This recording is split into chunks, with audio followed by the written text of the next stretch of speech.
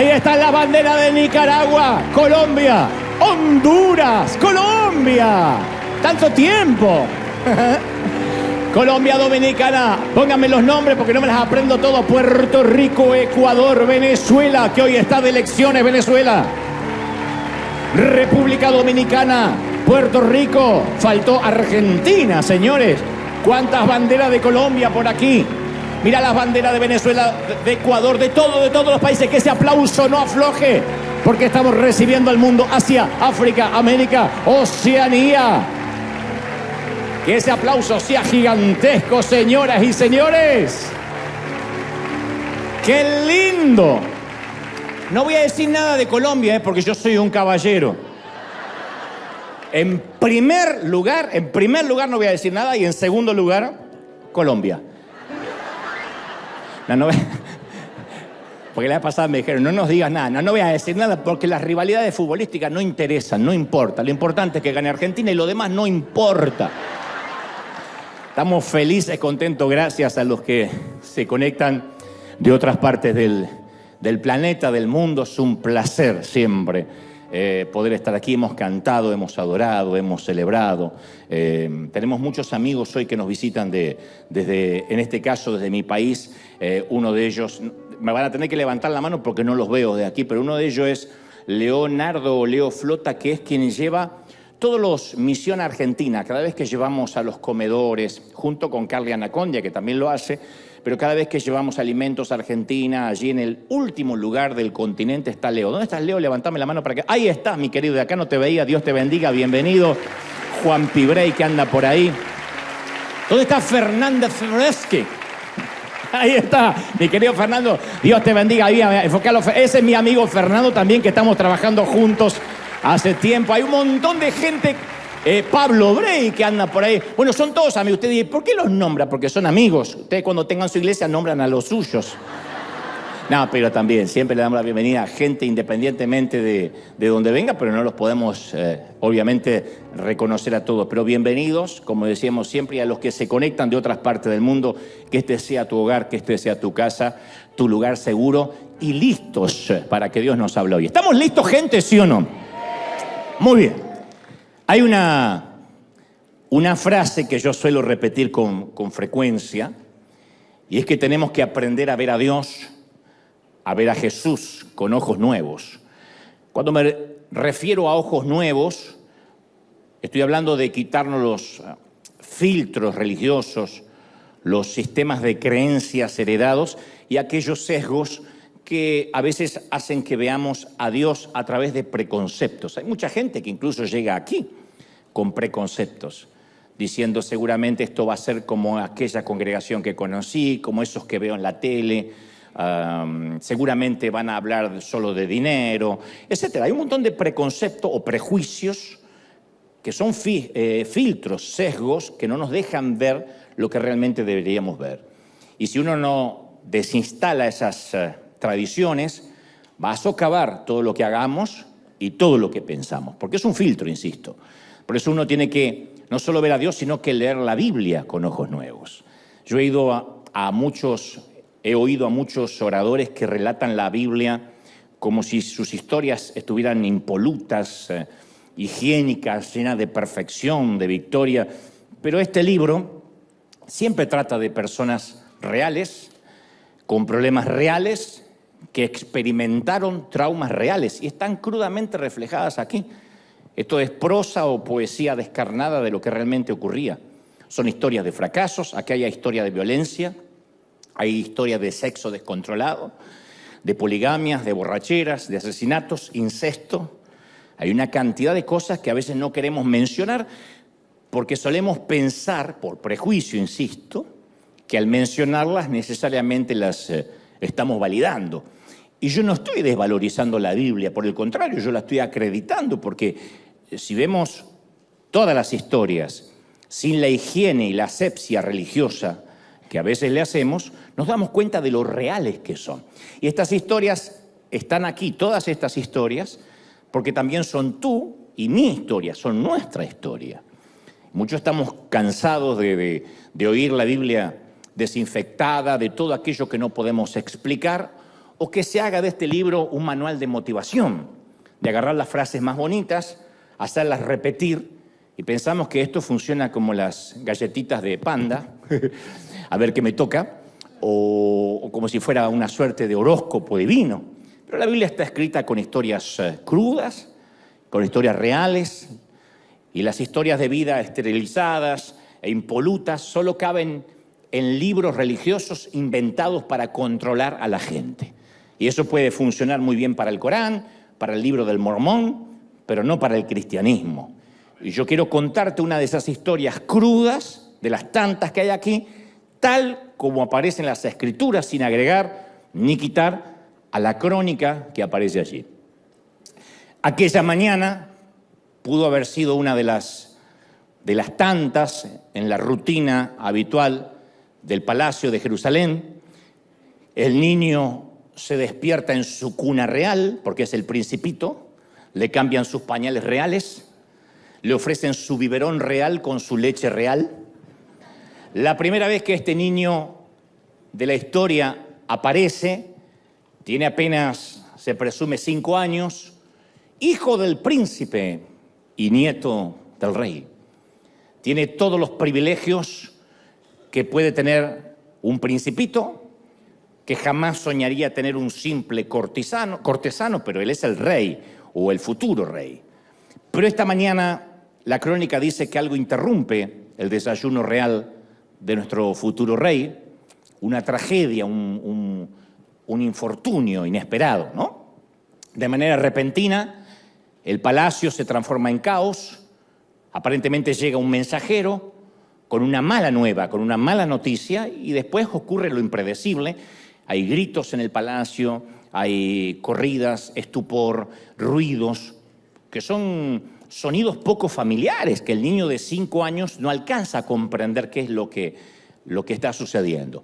La mala nueva, la mala noticia corre como reguero de pólvora en los pasillos reales, y se trata de que el rey y el príncipe han muerto en batalla, los dos a la vez.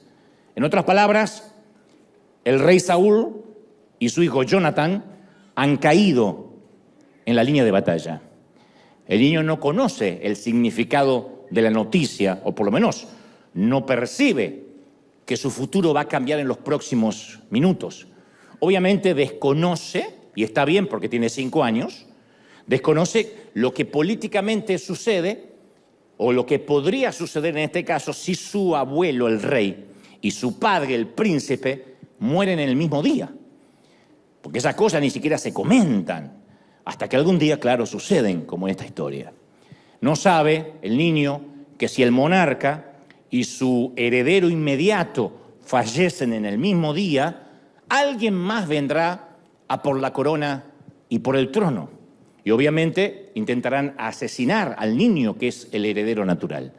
Pero insisto, como el infante ignora que ahora su vida corre peligro, no es sorprendente que en medio del alboroto sigue jugando con sus Nintendo y sus PlayStation reales. Pero la nodriza, la nana, su cuidadora, sí entiende algo de conspiraciones políticas, o tal vez alguien se lo dice. Ella considera que un inocente niño no merece morir por ridículos, patéticos intereses monárquicos. Y ella sabe, la nodriza, la babysitter, que alguien querrá deshacerse del pequeño heredero natural, de modo que lo toma en los brazos, dice la historia, y corre desesperadamente, se adentra en el bosque, sabiendo que ni siquiera hay tiempo de empacar lo básico, lo necesario, hay que correr por la vida del niño. Pero algo mucho peor va a ocurrir esta mañana. En el apuro adrenalínico de escapar por la vida del pequeño, la nodriza se mete dentro del bosque y no se percata de quizá una piedra o una rama saliente que cruza el sendero casi al ras del piso.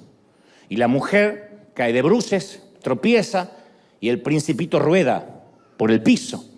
Y se escucha un seco crack que deja estupefacta a la mujer y el niño, que no para de llorar desconsoladamente. La caída le fracturó los tobillos al pequeño príncipe. Entonces, en el afán de seguir huyendo, Levanta a la criatura y se da cuenta que sus tobillos ahora cuelgan flácidos, endebles, pero no hay tiempo para volver atrás. Ella sabe que lo único que tiene en mente es continuar corriendo para salvar la vida del pequeño. Yo te adelanté que esta no es una historia justa. El mismo día que el niño queda huérfano de padre y de abuelo, es el mismo día que abandona el palacio y se va al destierro, y un tropiezo de quien lo lleva en brazos lo transforma en un tullido, en un lisiado, en un minusválido de por vida. Y todo por un crack durante el camino, por un error involuntario de quien intentaba, en este caso, salvarle la vida. Y con el correr de los años, la historia dice que los otros muchachos de su edad, obviamente fueron creciendo, al igual que él, tuvieron sus novias, se graduaron. Él apenas si puede imaginarlo, porque alguien lo ha dejado caer. Su vida social está completamente dañada. Pudo haber sido un rey, pudo haber sido el heredero natural del trono. Con solo un chasquido de dedos podía haber tenido un harén a su disposición. Pero ahora es apenas el príncipe del olvido. Se llama Mefiboset. Tiene los pies, pero por sobre todo el espíritu quebrado. Y como dijo alguien por allí, no hay prótesis para eso. No hay prótesis para el alma quebrada. Y este es el primer punto que esta mañana quiero detenerme, porque la mayoría de los que hoy somos adultos vivimos un momento en nuestra niñez en que alguien nos dejó caer. Todos.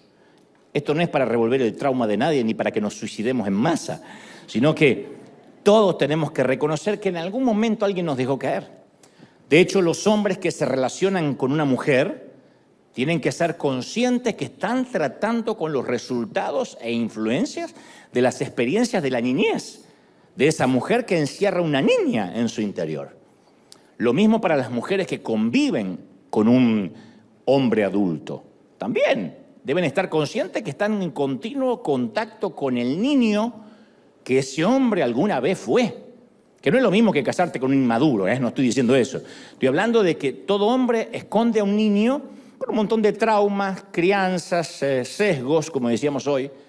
Entonces no hay que confundirse con el sonido glamoroso de los tacones altos, el maquillaje, los trajes de diseño del caballero. Uno tiene que aprender a oír el sonido de los pies pequeños, los pies formados por la adversidad, por los secretos escondidos. Un cónyuge puede conocer a su pareja, que está a su lado, solo si puede ayudarle a sanar en algún momento las heridas de su niñez. No hace falta ser psicólogo ni terapeuta para esto. Hace falta nada más sentido común. Todos tenemos ese dolor del crack que los cosméticos no pueden ocultar. Es el niñito quebrado quien tiene siempre cautivo a ese adulto que hoy es muy callado. Mi madre y nosotros, sus hijos, siempre nos quejábamos de los prolongados silencios de mi papá. Mi papá era peor que Homero Simpson, pero no hablaba nunca. Entonces las comunicaciones de mi papá eran... A lo sumo, en un esfuerzo sobrehumano, decía, pregúntale a tu madre. Eso era todo lo que decía. Entonces mi madre decía, ¿cómo puede ser que seas tan callado? Pero después la abuela, su mamá, la abuela Ana, la alemana, vino a vivir un tiempo a casa y nos contó la infancia que mi padre había atravesado, él y sus otros hermanitos. Y ahí comprendimos que ya era un milagro que mi papá respirara.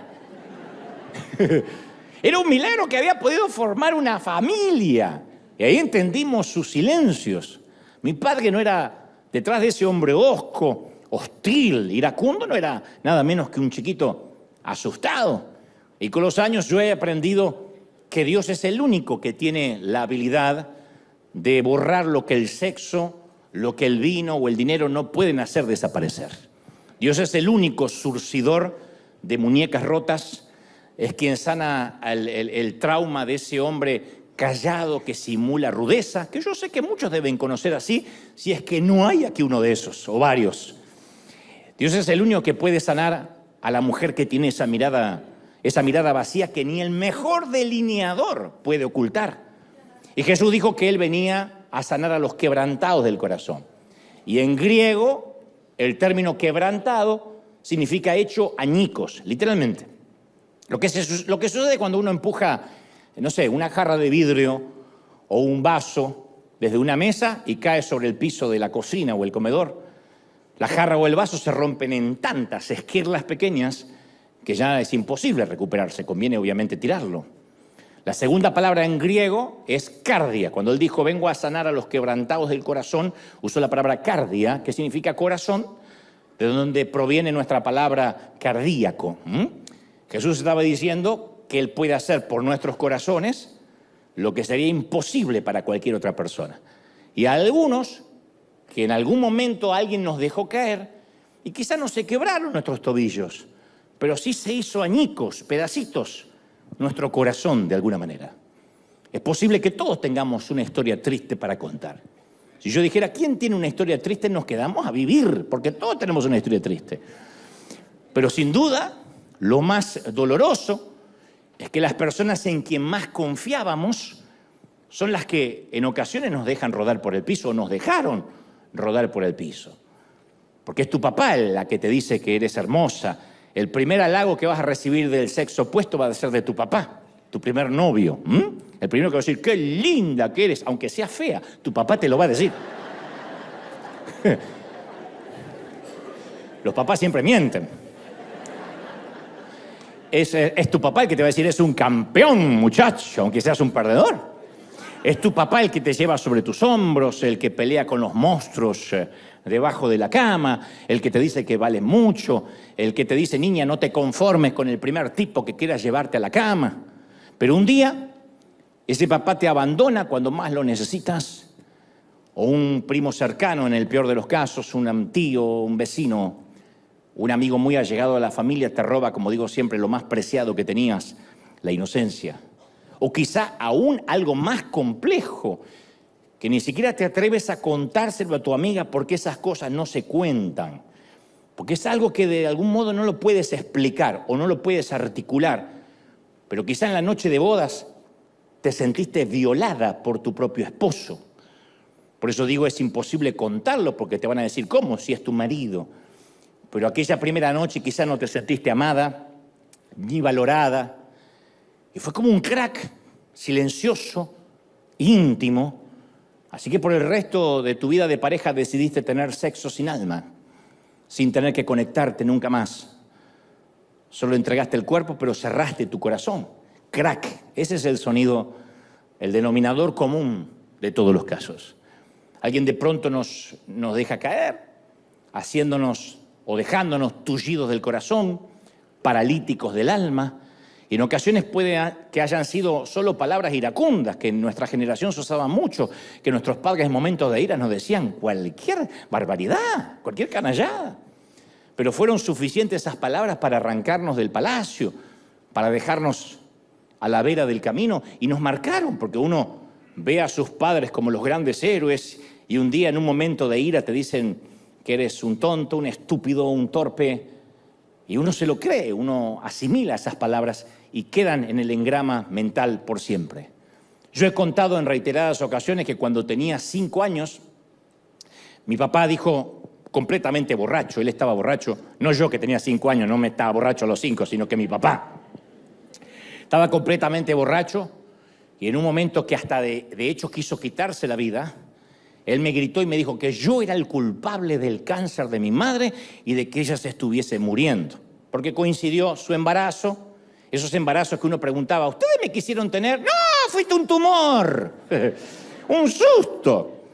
Bueno, ese susto, están viéndolo al susto en persona, pero ese susto coincidió con la metástasis de mi madre. De manera que los médicos de aquella época decían, es muy probable que el embarazo haya acelerado el cáncer. Así que mi padre en un momento de borrachera me culpa a mí, me dice, culpa tuya, tu madre se está muriendo. Y yo nunca pude olvidar esa mirada de odio y razoné, seguramente hay algo malo en mí porque mi papá me ama mucho y si dice que hay algo malo es porque tiene que haber algo malo en mí. Y entonces no permití que nadie más se acercara lo suficiente para que no viera lo que mi padre había visto en mí. Yo todavía no estaba consciente que en los años siguientes tendría serios problemas para hablar, pero todo, yo puedo recordarlo como si fuera hoy, Todo empeoró a partir de ese día. Y a partir de los 5 años yo fui un niño triste, retraído, incapaz de expresar o leer emociones, no podía leer emociones, no podía expresarlas tampoco. Y en gran parte de mi niñez podría haber jurado que yo no tenía futuro, que no era inteligente, que yo no había nacido con ningún don. Entonces me dijeron a lo largo de mi niñez, introvertido, tímido, antisocial, y hasta alguna maestra, que en esos entonces aventuraban diagnósticos sin tener base académica, hasta alguna maestra sentenció que yo tenía un leve autismo y recomendó terapia. Pero si mi papá no llegaba ni a los perros a la veterinaria, ¿qué nos iba a llevar a nosotros a terapia? Ni a vacunar nos llevaban. Papá, ¿me llevas a vacunar? ¿Para qué? De algo hay que morir, decía mi papá. Así que fui un niño de ojos tristes, profundos, melancólicos. Yo no he logrado encontrar una sola foto mía de pequeño riendo, siquiera sonriendo. Y la maestra decía, es que es introvertido o es depresivo, que se decía en aquel entonces. Es un niño triste, ya está. Les nació un niño triste. Y mis próximos años no fueron mejores que ese día. Y la siguiente historia, aunque vista en perspectiva parece nimia o trivial, yo la he contado en varias ocasiones, la he escrito en algunos libros porque yo siento que siguió marcando mi vida. Lo he relatado porque siento que es parte de lo que uno le toca vivir. Por alguna razón, mis papás no me enviaron al kinder, al jardín de infantes, que se dice en mi país. Yo supongo que habrá sido por la enfermedad de mi madre. Así que mi debut en el colegio fue a los 5 años, directamente sin escalas, en primer grado de la escuela primaria. Cuando los niños tienen que pasar por el jardín, por el kinder, para acostumbrarse a pedir para ir al baño, etcétera, especialmente para la convivencia. Y un mediodía de marzo de 1973, mi mamá se estaba muriendo de cáncer. En casa mi papá siempre estaba ausente o borracho, que es lo mismo. Y mi hermano Diego, de solo 11 años, me está llevando al colegio en mi primer y fatídico día. 4 horas en un aula, que era lo que se estilaba, con una veintena de chicos desconocidos. O sea, yo no tuve ese acostumbramiento de entrar a un colegio de primero 1 hora, después 2 horas, 4 de golpe. Y a mí no se me ocurre que yo puedo pedir permiso para ir al baño porque nadie me lo enseñó jamás. Así que me muero de vergüenza y me orino en la sillita en la que estoy. Entonces mis pantalones chorrean, mis zapatos marrones acordonados, mojados, están empapados y mi cara tapada por los bracitos. Y me quedo ahí sentado lo que más puedo aguantar. Por fortuna la maestra no se dio cuenta del incidente o quizá no lo vio. Ya está muerta, así que no le puedo preguntar. Pero dijo en voz alta, vamos nene, hay que salir al patio para regresar a la casa.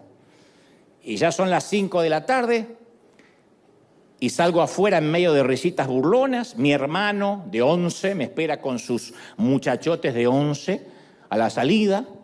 Y lo que viene luego es lo que más recuerdo.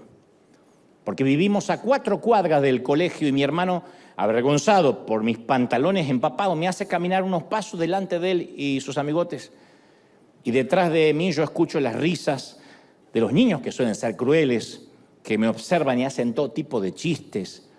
Entonces, camino mirando el suelo, no quiero darme vuelta, estoy llorando en silencio y ya no quiero estar nunca más con gente, ya no quiero estar en público. Le dije a mi mamá, ya fui a la escuela, no quiero ir más. Ella me dijo, no, hay que seguir toda la vida. Y decidí nunca hablar delante del público, nunca hablar delante de nadie más. Eso siguió marcándome. Mi madre siguió peleando contra el cáncer unos 2 años más. Y yo permanecí muy callado gran parte de mi niñez. Me dediqué a dibujar, a leer libros con voracidad. Yo sé que mis padres no tenían explícitamente, directamente la culpa, pero de algún modo yo sentí que mis padres, mi mamá con su cáncer, mi papá con su alcohol y mi hermano con sus burlas, me dejaron caer. Gracias a Dios, Dios se las arregló para reciclar todo lo que estaba fallado en mí y de alguna manera se las ingenió para que todo eso pudiera capitalizarlo y ser el hombre que soy. Pero ese fue uno de mis cracks. No tiene que ser necesariamente un abuso sexual, no tiene que ser necesariamente un trauma como que te dejen huérfano en la puerta de un convento de monjas. A veces son detalles que cuando escarbamos y buscamos arqueológicamente nuestro pasado están allí y determinan nuestra forma de ver la vida como adulto. El segundo punto de esta historia es que quizá este pequeño príncipe capaz que nunca logró comprender la motivación de la nodriza, que la nodriza le estaba intentando salvar la vida. Yo pienso que el muchachito, el niño, a medida que iba creciendo, es posible que haya maldecido a la nodriza en más de una ocasión, o quizás lo hacía frecuentemente. Algo como debiste haber tenido más cuidado. ¿Cómo es que una mujer adulta puede ser tan estúpida para tropezar con una rama? ¿Cómo es que no viste? ¿Por qué no me llevaste de la mano corriendo? Yo tenía 5 años. ¿A quién se le ocurre alzar un niño de 5? Yo creo que le habrá maldecido más de una vez. El joven debió haber sido un príncipe muy enfadado, ¿no? Yo no sé si alguna vez viste la mirada encendida de los ojos de alguien que estuvo en el infierno y fue quemado por su propia historia. Lo más probable es que cuando alguien haya sufrido mucho, oculte su dolor blindándose con enojo. Cuando yo veo una persona enojada, o es suegra o tuvo una mala infancia o una mala vida. Porque a veces, fuera de toda broma, el enojo es la única protección que uno puede conseguir por sí mismo. Si me enojo, no me van a hacer más lo que me hicieron. Hay gente que son solo gatitos asustados, haciéndose pasar por leones, con la esperanza de que nadie sabe que debajo de su gruñido no hay dientes, sino lágrimas. Cuando alguien está muy enojado, muy adusto, por lo general es alguien con una vida de mucho dolor. Después están los que nos enojamos de tanto en tanto. Yo hablo de los que viven enojados, que se levantan a la mañana y dicen, buen día, ¡wow! ¿Qué hacen? Ese. Se ve que alguna dama reconoció el ladrido, ¿eh? Hay una poetisa, una gran escritora británica llamada Florence Smith, que atribuía gran parte de su escritura a una niñez difícil. Y su poema más famoso data de 1957 y se titula No estoy saludando, estoy ahogándome. No te estoy saludando, me estoy ahogando. Y hablaba de una mujer en el poema revolcándose en la marea que no es capaz de conseguir ayuda de quienes caminan por la orilla. Porque la ven, pero asumen que simplemente está saludando. Así que continúan su camino, posiblemente hasta devolviéndole el saludo, dejando que se ahogue. No estoy saludando, me estoy ahogando, dice el poema. Y a veces, aunque nadie se dé cuenta, nosotros también estamos diciendo lo mismo. No estoy saludando, yo me estoy ahogando. Estoy solicitando socorro, pero a veces no logran vernos. Y cuando somos niños, ni siquiera sabemos cómo pedir ayuda. Yo digo siempre que las viejas heridas tienen una memoria muy buena, pero unas destrezas interpretativas abismalmente pobres. Porque cuando uno es niño, interpreta diferente lo que ocurrió. Eso se llama recuerdo del recuerdo. Es cierto que el dolor mantiene los recuerdos frescos, pero también el dolor tiene un recurso, el cerebro. Dios lo formó de manera tal que trata de blindar o tapar o editar lo que realmente ocurrió. Y en ocasiones eso está bueno, porque uno no recuerda todo el trauma, pero a veces llegamos a conclusiones equivocadas. Y entonces buscamos siempre a una nodriza a quien culpar por lo que nos pasó. Y yo he aprendido con la vida que en el juego de la culpa nunca gana nadie. Esto es como en el casino, siempre gana la casa, nunca el jugador. La gente que culpa a otro de sus propias emociones pasan toda la vida haciendo responsable de su destino a alguien más. Y dice, no, a mí me fue mal en la vida porque mis padres me criaron mal, porque yo nací en la pobreza. Otro dice, no, yo vivo endeudado, pero es por culpa de este gobierno, ¿eh? En el gobierno anterior también estabas endeudado. Sí, pero un poco menos.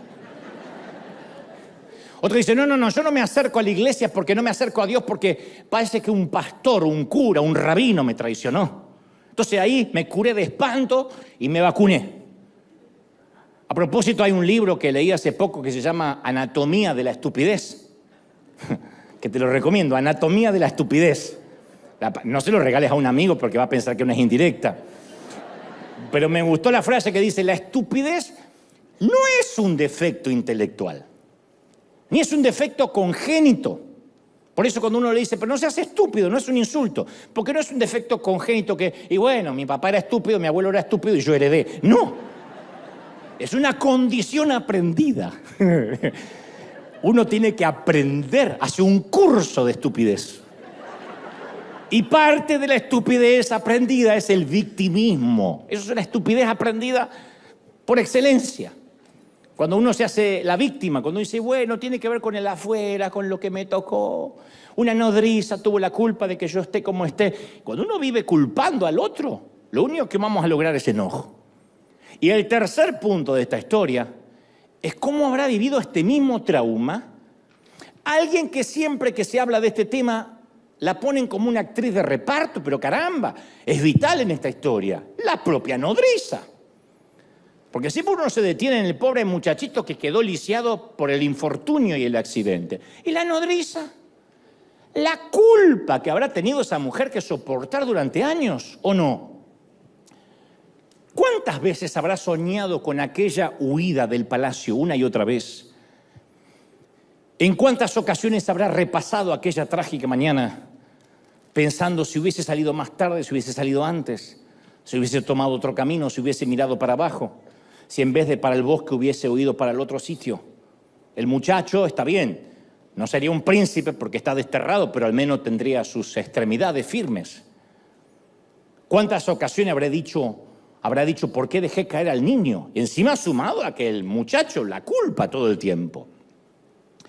Yo escucho a mucha gente que lucha con una imagen distorsionada por algún suceso del pasado y quedan ensimismados en eso que ocurrió. Hay mujeres que me han dicho en alguna ocasión, mi madre me decía que, en alguna consejería, ¿no? Mi madre me decía que yo era tóxica y yo creo que tiene razón. Yo daño todo lo que toco, contamino todas mis relaciones.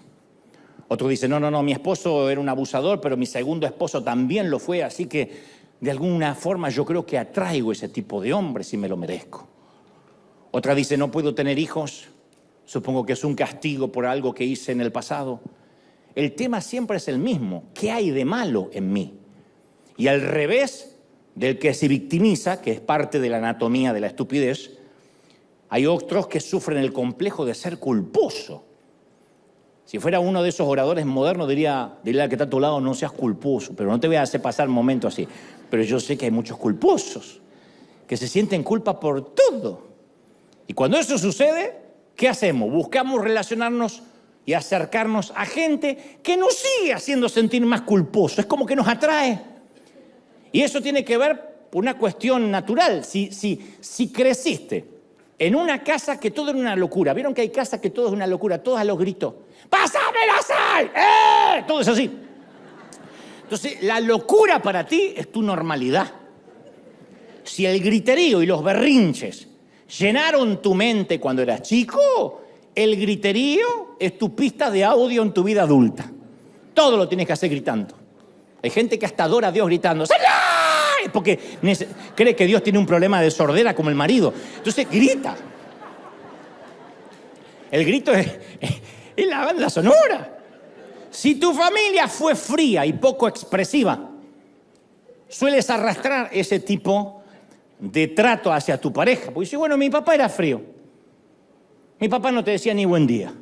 Oye, ¿pero por qué tenés que repetir el patrón? ¿Y por qué así era mi papá? Y el abuelo, peor. Si tu pureza sexual fue violada o alterada cuando eras niño o niña, entonces el sexo puede que sea la primera cosa que ofreces en una relación, porque eso es lo que se esperó de ti. O porque crees que en ofrecerlo eso reside tu valor, en eso se valida tu personalidad. Ahora, debería suceder lo contrario, pero cuando no hemos resuelto algunos temas, nuestra vida siempre gravita hacia lo malo conocido.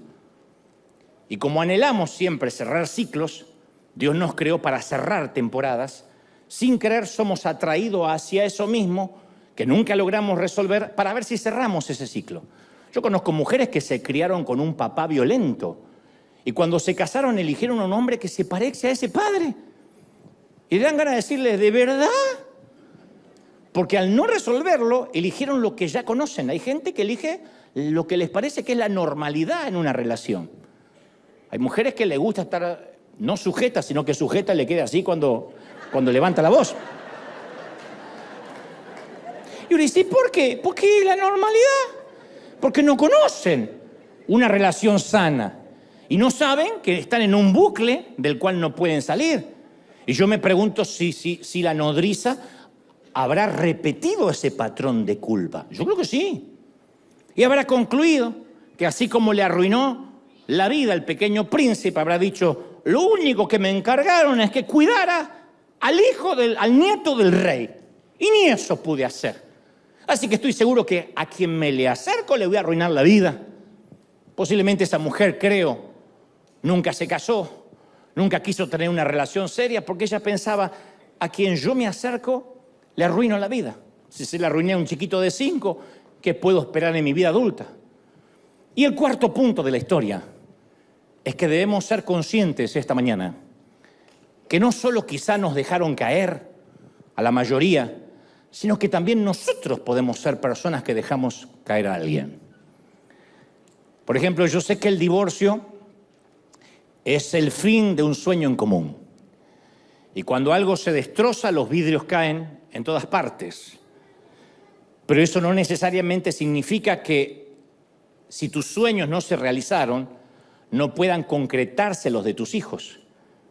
Y entonces, mientras que estás en el proceso de recoger todos los vidrios que cayeron al piso, hay que tener cuidado de no involucrar a los hijos. Yo sé que parece algo infantil y la mayoría dice, sí, claro, no los voy a involucrar. Pero la palabra pervertir, según la RAE, según el diccionario de la Real Academia Española, significa desviarse del uso natural. La perversión no es solo sexual. Cuando desviamos el uso natural de un niño, lo estamos pervirtiendo. Y muchos padres nos causaron estrés pervirtiéndonos con problemas de adultos que nosotros no podíamos procesar porque éramos chiquitos.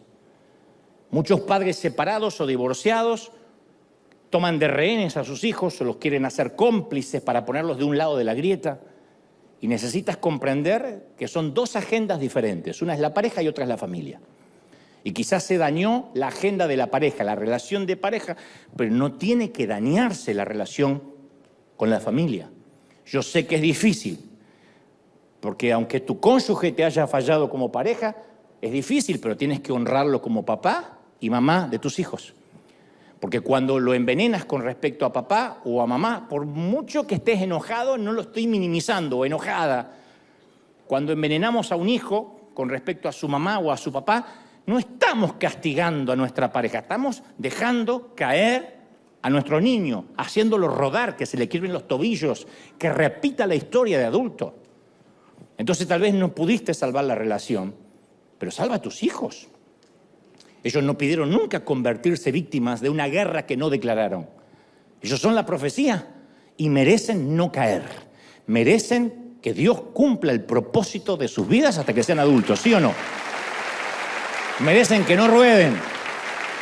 Bueno, la historia de nuestro príncipe desterrado relata que tuvo que vivir el resto de su vida en cautiverio en un sitio llamado Lodebar, el lugar donde los sueños mueren y los reyes, obviamente en este caso, devienen en mendigos.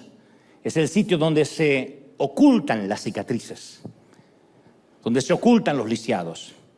Yo hace un tiempo di un mensaje que se llama Bajo la Rosa, que lo pueden buscar.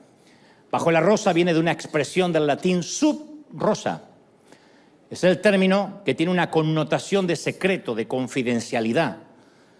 Los griegos y los romanos comenzaron a usar la rosa como un símbolo de silencio y las reuniones secretas de las masonerías, de los templarios, se llevaban literalmente bajo una rosa pintada en el interior del techo.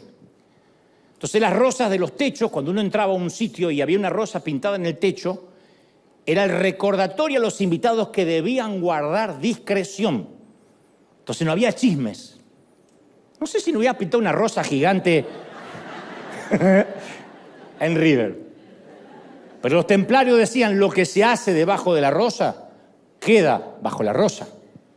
Pero lo peor del caso, y esto sí no es para reírse, es que en la época medieval, los señores feudales, que solían ser pedófilos, solían colocar una rosa colgadita en la puerta de su habitación lo cual significaba que aunque los guardias oyeran gritos de algún niño o de alguna niña, no debían intervenir, porque estaba actuando bajo la rosa.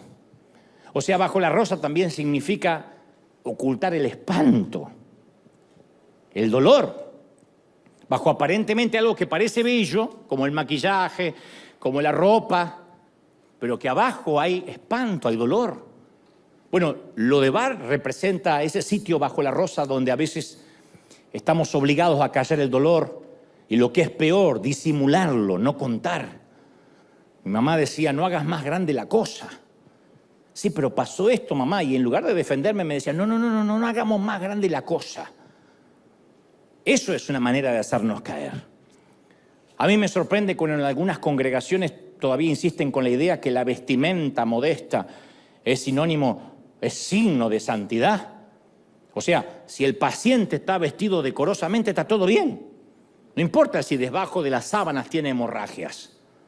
Y hay iglesias, basílicas, mezquitas, sinagogas, llenas de gente, vestidos por fuera y heridos por dentro. Eso es tratar, señores, con los síntomas en lugar de ir al origen del dolor. Entonces uno no puede ignorar el dolor pintando una rosa en el techo, ya está. Somos salvos y ya está. Confiese que hay victoria. No es solamente confesar.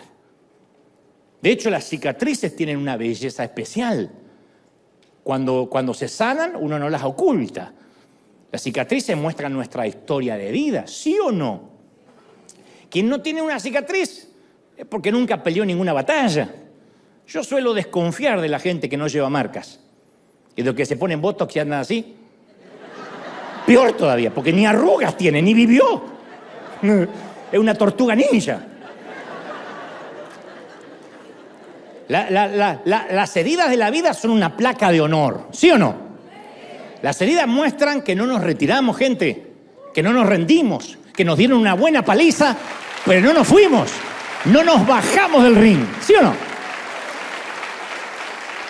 Yo a mis 15 años tuve un accidente en la carpintería. 15 años fui a trabajar en la carpintería de papá y me corté 2 dedos de mi mano derecha y durante mucho tiempo yo escondí esta mano para que no se me vieran las cicatrices, especialmente si estaba dando una entrevista, lo que sea. Yo siempre trataba de esconder la mano. Pero con el tiempo me di cuenta que esas marcas hacen que mi mano sea única. Tiene una historia que la tuya no tiene. Y fundamentalmente tiene cierta belleza que la hace especial. Como dijo alguien, las heridas sanan, pero nunca te avergüences de la cicatriz. Recuerda que Jesús las eligió llevar y no se avergüenza de tenerlas en sus manos porque le recuerdan tu vida, mi vida, ¿o no? Pero como suele suceder en estas historias, de pronto, ¡fum!, tiene un giro inesperado.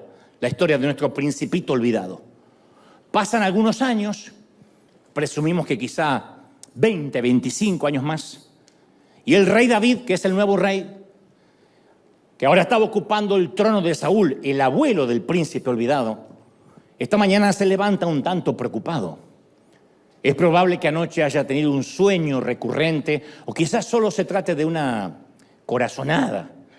Así que David llama a sus asistentes y se le ocurre preguntar si acaso pudo haber quedado con vida algún descendiente del antiguo rey. Él dice algo como, ¿sabes? No puedo dormir, me levanté pensando en mi amigo Jonathan, el príncipe Jonathan. Yo nunca supe si él acaso tuvo un hijo, si ese hijo existe en alguna parte, quizá le sobreviva algún principito, a alguien que tenga que ver con ese linaje. Se lo debo a mi amigo, aunque está difunto, se lo debo. Y en ese entonces había un tal Siba, un sirviente, un asistente que de alguna forma era el puente entre dos gobiernos, porque había servido al rey Saúl, al extinto rey Saúl, y ahora servía al rey David. Le dice, sí, David, ha quedado un hijo. Es un hijo de Jonathan, pero sabes, vive en el exilio, oculto en algún lugar llamado Lodebar. Allí suelen ir los mendigos, la gente en situación de calle. David no puede creer lo que está oyendo, no da crédito. Entonces da la orden de inmediato a sus hombres y dice, ¿pero qué están esperando? Mándenlo a llamar. Díganle que quiero que venga al palacio ya. Es el hijo de mi amigo, es un príncipe, aunque no sea el heredero natural de la corona. Pero Siba se acerca y le hace una aclaración, le dice, es que hay un pequeño problema, su majestad. El hombre es lisiado. Por mucho que lo llamemos, no va a venir por sí mismo. Podemos hacer un comunicado oficial por cadena nacional y él no puede venir. Y yo creo que hoy, ahora mismo en esta mañana, hay mucha gente así, o tarde o noche, conforme el uso horario donde me estén viendo, en esa condición. Hay gente que sabe que tiene una segunda oportunidad y ha escuchado el edicto del rey, pero están demasiado quebrados para regresar. Yo he tratado con mucha gente así en los últimos años. Gente que dice, yo quiero hacer las cosas bien, pero sabe, no puedo. La vida les pegó demasiado duro y ya no pueden caminar, no pueden por sí mismos acercarse a Dios. Saben lo que tienen que hacer, saben que lo que están haciendo no es correcto, pero no pueden levantarse. Tienen la intención, pero esa intención queda entre el origen y el destino, como Mefiboset, como este muchacho, que supongo que con la mente daba la orden de caminar, pero sus piernas no le responden, la orden queda en el origen y no llega a destino. Así que cuando el rey David se entera de esto, lo resuelve de manera pragmática, práctica. Le dice a Siba que vaya hasta Lodebar, que tome algunos carruajes de la corte y que lo traiga, lo cargue y lo traiga de regreso al palacio. Ese día también llega para todos los minusválidos del alma. El día en que alguien te va a buscar. En este caso, una comitiva real llega a Lodebar y al llegar, alguien toca, me encanta este efecto, así que lo voy a poner en casi todos los mensajes.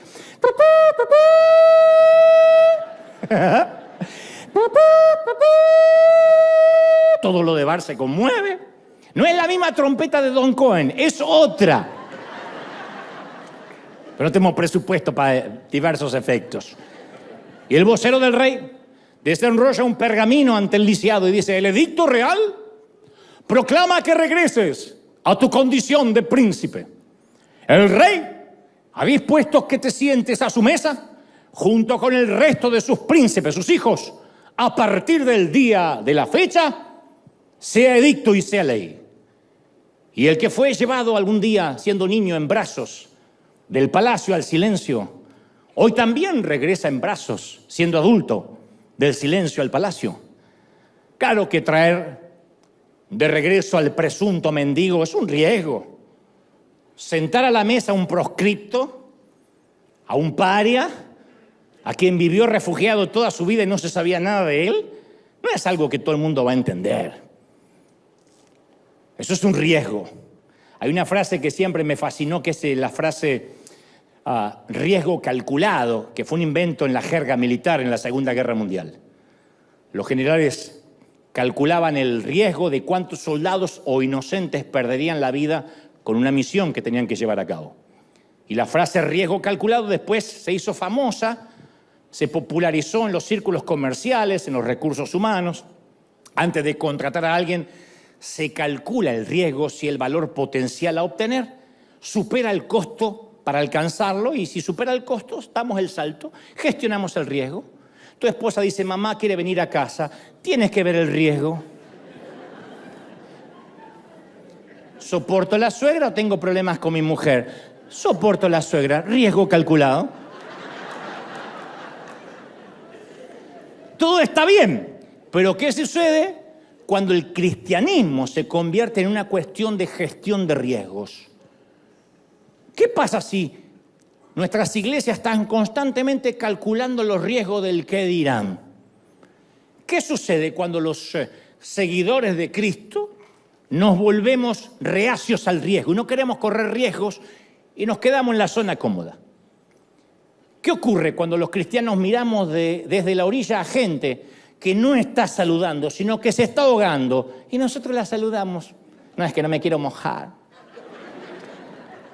Es que cuando uno lleva demasiado tiempo sentado a la mesa del rey, es muy probable que la memoria se nos haga frágil. Y uno se siente ya hasta con derecho de estar en la mesa real y nos olvidamos que algún día también fuimos quebrados. Pero los demás tullidos no son mundanos, inconversos, perdidos, son almas necesitadas del amor de Dios Y a veces nos olvidamos que nosotros también necesitamos misericordia. No podemos dar lo que no necesitamos. Entonces, tenemos que irlos a buscar a los que están demasiado quebrados para poder venir. No todo el mundo vendrá a la iglesia el domingo y va a hacer la fila desde las 6 de la mañana. A veces tenemos que levantarnos y ayudar a alguien a sobrevivir. A veces a alguien hay que decirle, vamos a la iglesia y después te invito a almorzar, aunque te cueste algo. Eso es un riesgo calculado. Pero tenemos que ayudar a que los demás superen lo que nosotros ya superamos. Dios toma a los que estamos hechos trizas y heridos y nos rehabilita, pero no para ponernos después en un museo, sino para que seamos portadores de esa sanidad, para que entendamos al que está quebrado, ¿sí o no? Entonces, nuestro propósito está donde alguna vez estuvo nuestra miseria. Nuestro propósito no es sentarnos en la mesa del rey. Ahora me vengo todos los domingos y estoy 2 horas. No. Nuestro propósito no es sentarnos a la mesa y discutir sobre servilletas, copas, manteles. Nuestro propósito siempre ha estado en Lodebar. Ese mismo lugar en el que hemos llorado alguna vez es el que va a traer sanidad a aquellos que son tocados por el mismo dolor. ¿Soy claro, sí o no? Ese es el lugar donde debemos regresar para ayudarlos a salir de su confinamiento. Romanos 9:23 dice, y para hacer notorias las riquezas de la gloria, las mostró con los vasos de misericordia. Dios nos llama vasos de misericordia, porque somos misericordiosos porque hemos recibido misericordia. ¿Habrá alguien que no necesite perdón de Dios aquí? Que diga, no, para mí Jesús murió en vano porque yo ya era santo. ¿Habrá alguien así? Ni los argentinos son así, mirá lo que te digo. Ahora, los ex desterrados, tenemos una compasión que únicamente viene de haber sido desterrados también. Uno entiende a esa gente. Nuestra miseria tiene raíces en los recuerdos de nuestras propias tragedias. Si alguna vez superamos una tormenta, tenemos una actitud muy diferente a aquellos que nunca la atravesaron. Una mujer que sobrevivió al cáncer va a entender a otra mujer que padece lo mismo. Alguien que atravesó un divorcio no va a juzgar a aquel matrimonio que tiene crisis. Y quiero contarte algo más que es el final más asombroso. La Biblia narra que Mefiboset llega en brazos de Siba al palacio, se pone las muletas como puede y luego se postra ante el rey. Y el rey le dice, no tengas temor, porque yo haré contigo misericordia, para eso te mandé a llamar. Porque yo amaba a Jonathan, tu padre, y de alguna forma amaba a tu abuelo. Así que te voy a devolver todas las tierras de tu abuelo y de tu padre. Y otra cosa más, tú comerás siempre a mi mesa. No te voy a poner una mesa ahí de servidumbre, tú vas a comer con mis príncipes, con mis hijos. Y luego llama a Siba, el que lo había ido a buscar, y le dice, todo lo que fue de Saúl y todo lo que fue de su padre Jonathan, dáselo a él, todas las tierras. No sé quién viva ahí, echa a quien tengas que echar, pero devolverle las tierras. Estaba lleno de hispanos esa tierra que se habían metido. Argentino, salvadoreño, mexicano. Le dice, ¿qué pasó? Pero los tuvieron que sacar. Y le dice, tú le vas a labrar las tierras, le dice a Siba, vas a almacenar en los graneros para que a él nunca le falte el pan, pero él siempre a la hora del almuerzo y de la cena, él come acá con mis hijos. David le restituyó todo lo que había perdido, se lo dio todo. Los años que no pudo tener, se los restituyó. Dígame si ese no es Dios, ese es nuestro rey. Pero esto es lo que más me asombra. Mefiboset terminó sus días siendo lisiado. Eso nunca fue sometido a una operación. Nunca se habla de una sanidad milagrosa. Él siguió dependiendo de las muletas para trasladarse de un sitio a otro. Así siguió su edad adulta hasta la vejez. Entonces, cuando uno imagina esta historia, puede cometer el error de pensar que era un mendigo sentado a la mesa del rey. Como quien sienta a un indigente en la mesa de Navidad. Hay de los que dicen, ¿sabe? Era una Navidad y pasó un indigente pidiendo pan. Le dijimos, siéntese aquí. Y el pobre apenas se lavó las manos y se sentó. Podemos llegar a pensar de que es un mendigo sentado a la mesa del rey. Un lisiado. Pero se nos escapa un detalle. La esencia de Mefiboset, aunque vivió gran parte de su vida adulta en una cueva, era de príncipe. Él nunca dejó de ser el hijo del príncipe y el nieto del rey. Y yo quiero que te grabes esto. No importa cuánto tiempo te hayas mantenido alejado de Dios, tu condición real nunca ha cambiado. Nunca. Never. Jamás. Ahora, puede que huelas mal y apestes un poco, pero tienes alma de príncipe. Tienes sangre de rey, ¿sí o no? Que esta no es una excusa para no bañarse. Pasa que tengo sangre de rey. No, hay que bañarse. Así que no te imagines una mesa donde se sienta el rey, sus hijos príncipes y un mendigo, un intruso que está ahí metido. No. De hecho, dicen que un fotógrafo de la revista de aquel entonces, Caras de Jerusalén, estuvo allí y retrató la imagen del primer almuerzo en el cual Mefiboset se sentó a la mesa del rey. Y obviamente nosotros somos River Arena y tenemos contactos. Llamé a Bukele. No sé qué tiene que ver Bukele con Jerusalén, pero es el único presidente al que tengo acceso por ahora. Y tuvimos acceso a esa casi secreta fotografía familiar que está aquí. Así que voy a describirte los comensales, los hijos de David, uno a uno, comenzando desde tu derecha a tu izquierda. ¿Me sigues? De tu derecha a tu izquierda. Todos recuerdan cuál es su mano derecha, ¿correcto? El de la punta de la derecha, quien luce un turbante naranja, es el primogénito, Amnón. El segundo a su lado, de una espesa barba negra, se llama Daniel, otro de los hijos de David. El tercero, que está con la cabeza inclinada, medio mimoso, es Salomón. Es quien finalmente heredará el trono. El cuarto, siempre de derecha a izquierda, con el turbante rojo, es Adonías, otro de los hijos de David. Y llegamos a quien luce la corona, el rey David. El siguiente a la izquierda inmediata del rey es Absalom. El que le sigue al rey es Absalom.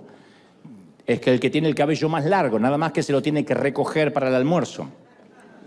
Luego a su lado la bellísima Tamar, por supuesto. Casi detrás de ella aparece Cefatías. Los dos de la punta izquierda, los últimos dos, son Simá, los últimos dos de la punta izquierda, de turbante turquesa y el otro de no sé qué color, son Simá e Isama.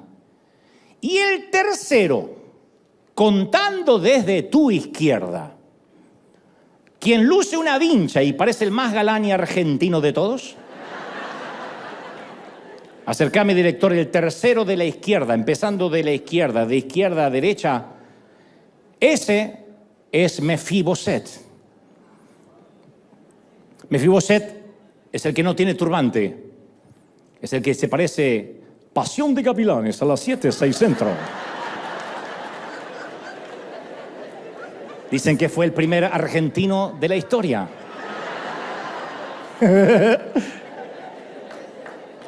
Como verás, no hay ninguna diferencia con el resto de los príncipes y con el resto de los hijos de David. Y el detalle que hace a todos iguales pasa casi de manera imperceptible y desapercibido en el retrato familiar. Pero estoy seguro que este detalle nadie lo vio, es el más importante de la foto. Me atrevo a decir que este detalle que te voy a mencionar ahora es el protagonista principal. Observa con detenimiento. ¿Qué es lo que los unifica a todos? ¿Qué los hace iguales? Acertaste. No los turbantes, si Mefiboset no lo tiene. El mantel. El mantel tapa las piernas de quien está lisiado. El mantel oculta la condición de quien no puede caminar. Ese día en la revista Caras de Jerusalén nadie dijo, ¡oh, hay un lisiado en la mesa! El mantel es la gracia de Dios que tapa nuestras heridas y nos hace lucir como príncipes. Es maravilloso, gente, ¿sí o no? Alguien tiene que celebrar más que eso. Ahora, ser un hijo o ser una hija de Dios no tiene que ver con ser digno. Nadie es digno. De allí la frase, yo soy muy malvado como para ir a una iglesia. Y acá no estamos los que somos más buenos que el resto. Ser un príncipe, princesa y heredero al trono no tiene que ver con cuánto tiempo hayamos vivido en el palacio. Efesios 2:8 dice, porque por gracia sois salvos por medio de la fe. Y esto no es de ustedes, es don de Dios, para que nadie se gloríe por obras y diga, bueno, es que yo soy salvo porque he hecho muchas cosas lindas para Dios o ha dado grandes donativos. Te confieso que las cicatrices de mi mano derecha no son las únicas que tengo. Esas son las que apenas se ven, las físicas, de hecho las que no puedo ocultar. Pero tengo cicatrices mucho más feas en el alma y marcas en el corazón que no podrías imaginarte nunca. La historia de cuando me oriné en los pantalones no es mi peor historia, es la que puedo contar. Tengo muchas áreas de mi vida que están tullidas, atrofiadas, mutiladas, pero tú nunca las verás y no es una cuestión de hipocresía. Así es como yo tampoco, ni nadie más puede ver tus marcas. Y no es porque no las tengamos o porque finjamos, sino porque el mantel de la mesa de nuestro rey las oculta. Y él nos mandó a llamar a su mesa. Y el mantel de su gracia oculta todo lo que no quisiéramos que se vea. ¿Ah? Y nos hace ver y lucir como príncipes. Y aunque muchos no podemos contar que volvimos a caminar sin muletas, muchos tenemos que decir, yo todavía dependo de muletas. De la infancia que tuve, de los traumas que me acompañan. Muchos no podemos decir, desaparecieron mis cicatrices. No, las tenemos. Pero sí todos podemos celebrar que el mantel del reino a todos nos queda bien. Por lo menos yo lo veo a todas como princesas, como príncipes. Así que voy a despedir a la gente que me ve por streaming. Aquí nos vamos a quedar cantando El Rey te mandó a llamar. Y a la gente del resto del mundo, a los príncipes, a las princesas. Estas son de las historias que no hay que agregar mucho. Son de las que hay que quedarse meditando, pensando en lo más maravilloso que nos pasó. El mantel nos hace diferentes. No podemos hacernos petulantes cuando uno recuerda que hay una hora en que el almuerzo se termina, gente. Hay una hora en que Absalón dice, papá, voy a trabajar. Salomón dice, voy a seguir, no sé, escribiendo poemas, prosas. El otro se levanta, Amnón, y dice, voy a seguir practicando con mi espada. Hay solo uno que se queda al final, después del postre, a la hora del café. Es el que tiene que esperar por ayuda. Y viene Siba, le trae una muleta, le trae la otra, y con sus pies tullidos se va a sus aposentos. Nadie piensa que él no es príncipe. Ni las heridas lo hacen alguien menor. No es una minusvalía lo que determina su identidad. Pero él sabe que está allí por gracia. Yo supongo que hay príncipes que quizás lucirían bien sin el mantel. Yo soy de los de Mefiboset. A mí es el mantel lo que me queda bien. No hay trajes, no hay maquillaje, no hay luces que puedan hacerme lucir como un hijo del rey, sino es su gracia, su perdón. Soy un hombre roto como la mayoría. Un hombre con partes tullidas, con cicatrices espantosas, pero por alguna razón algo me envuelve aquí y durante la semana, y entonces lo que era feo se transforma en algo bonito, en algo atractivo.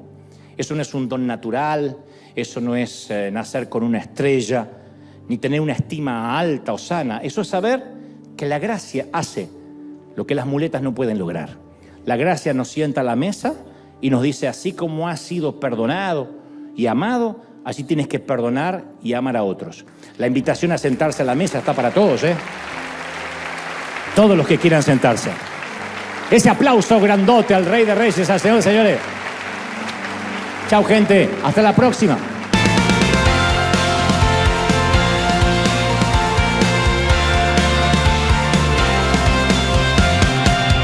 Apareciste una noche de soledad perdido te reconocí. Tu voz diciéndome no temas, yo estoy aquí. El Padre me envió por ti. Y me curaste las heridas, me sanaste, mi Jesús.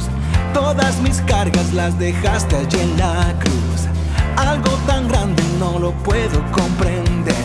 Oigo tu dulce voz diciéndome una y otra vez: oh, oh, oh, oh, eres bienvenido, eres amado una y otra vez.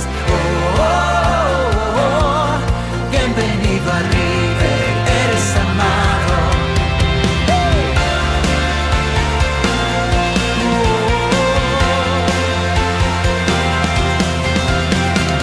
Apareciste en una noche de soledad, abandonado y perdido te reconocí. Tu voz diciéndome no temas, yo estoy aquí. El Padre me envió por ti. Y me curaste las heridas, me sanaste, mi Jesús. Todas mis cargas las dejaste allí en la cruz. Algo